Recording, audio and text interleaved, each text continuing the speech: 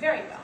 It would be best to get the record off straight, for some instinct tells me that these details will be very important to historians one day, for I feel exactly like an experiment. Yes, an experiment. No one could feel more like an experiment than I do.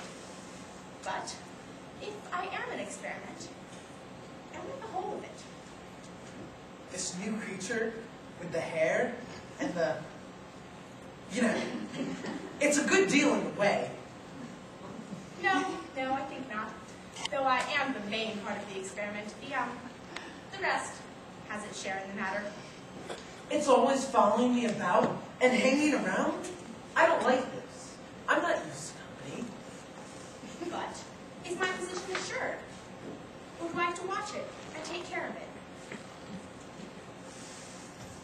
I kind of just wish it would stay over there with all the other animals. No, I shall have to be watchful.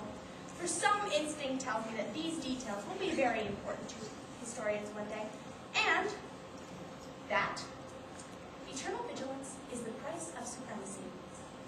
Not a bad phrase for one so young.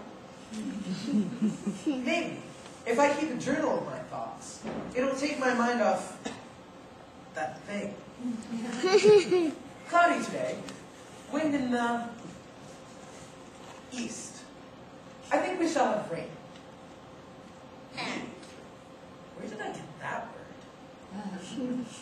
And, since vigilance is nourished by observation, I shall write down everything that I observed. Let's see.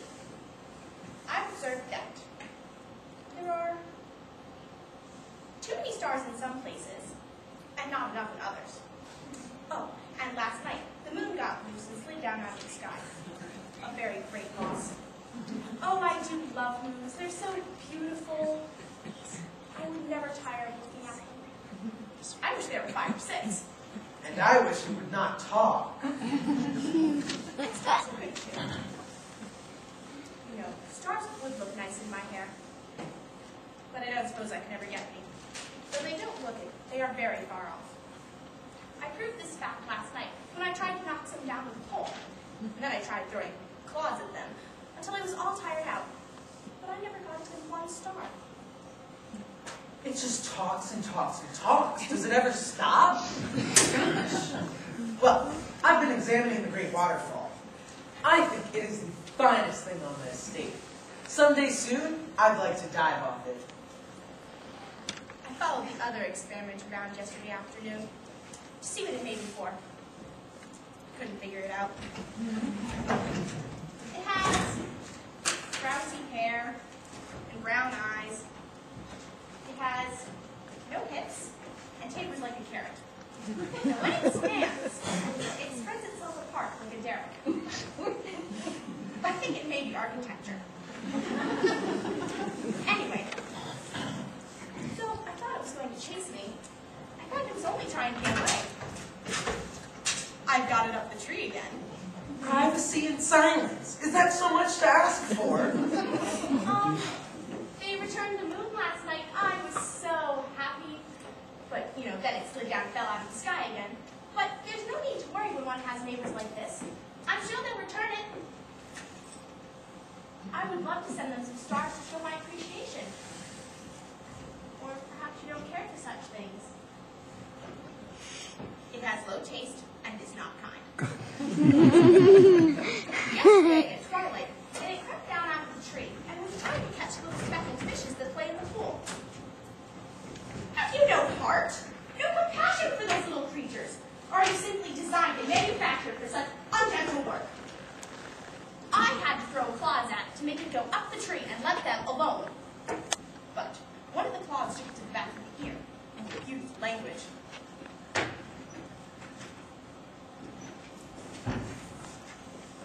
Ow! It was the first time I'd ever heard speech. Well, except for my own. Ouch! Though I didn't understand words, they seemed expressive.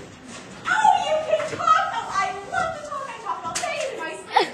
I am very, very interesting. I can talk to. I can be quite interesting. I would never stop. It's an desire. Try as I may, the other creature is not a ferret. Or a derrick. And certainly isn't put together securely enough to be architecture. It must be a he. Well, then you're not an it. That wouldn't be grammatical. You're a he. And one would parse it thus. Nominative, he. Dative, him. Possessive, his it. Yes. I think I'll go jump off the great big waterfall now.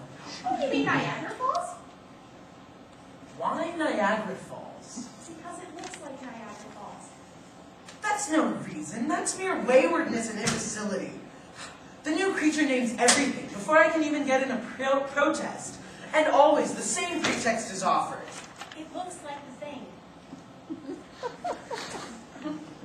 A great example is the dodo, for instance. When the dodo came along, he thought it was a wildcat. I could see it in his eye.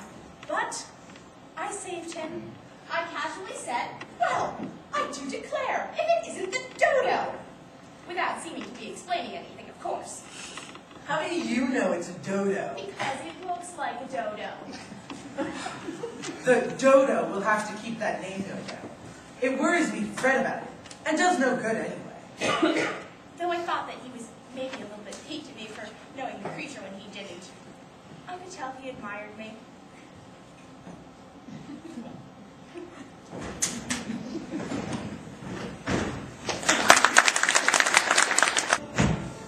Dodo. It looks no more like a dodo than I do.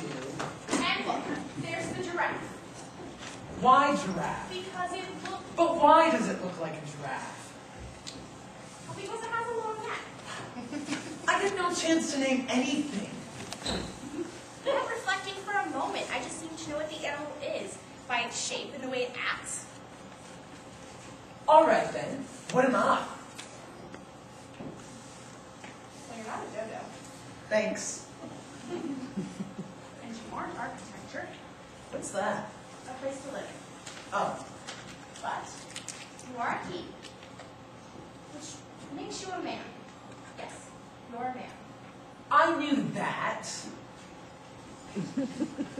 But what are you? A woman, of course. Wait, why of course? Because this is a matter of course, and apparently this is the course of things you must take. I need my privacy. What are you going to do? I'm making architecture. Duh. Oh, a place to live. No, a shelter against the rain. And that?